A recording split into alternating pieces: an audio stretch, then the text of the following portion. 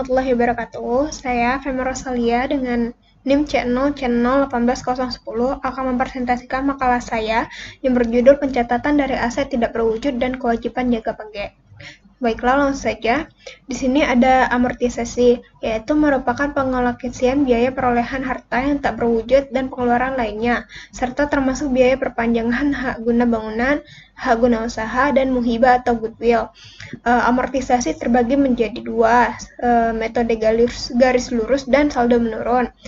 Metode garis lurus yaitu yang digunakan untuk menghitung amortisasi hak tak berwujud yang dilakukan pada bagian yang sama besar dengan cara menerapkan tarif amortisasi atas pengeluaran selama masa manfaat yang telah ditetapkan. Metode saldo menurun yang digunakan untuk menghitung amortisasi dalam bagian-bagian yang menurun dengan cara menetapkan tarif amortisasi atas nilai sisa buku.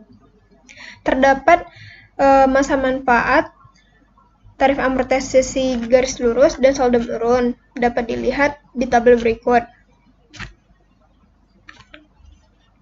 Kewajiban jangka pendek adalah disebut dengan utang lancar, yaitu suatu kewajiban yang pelunasannya akan dilakukan di masa mendatang dengan menggunakan sumber-sumber aktiva lancar.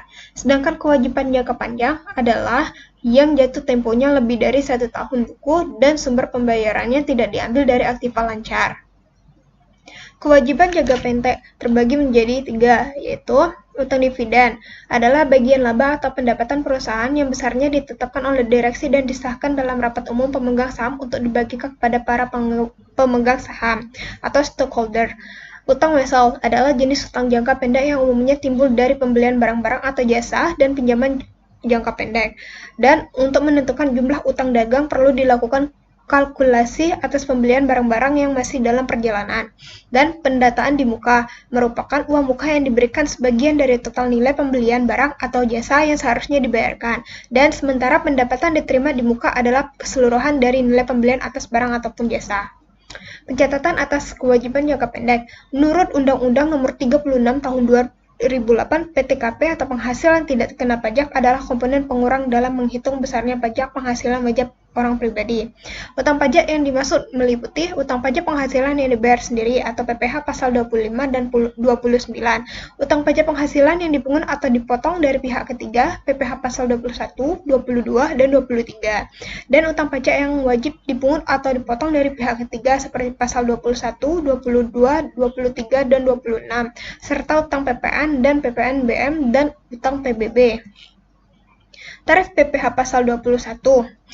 Menurut pengenaan pajak atau PKP, Peraturan Direktorat Jenderal Pajak Nomor per 32/PJ/2015, penghasilan kena pajak adalah pegawai tetap dan penerima pensiun berkala yang dikenakan PKP sebesar penghasilan neto dikurangi penghasilan tidak kena pajak. Sementara pegawai tidak tetap dikenakan PKP sebesar penghasilan bruto dikurang penghasilan tidak kena pajak. Menurut Direktorat Jenderal Pajak, penghasilan tidak kena pajak dijelaskan sebagai pengeluaran untuk memenuhi kebutuhan dasar wajib pajak beserta keluarga dalam 1 tahun, maka tidak termasuk dalam PPh pasal 21. Sekian diskusi ini, saya akhiri. Wassalamualaikum warahmatullahi wabarakatuh.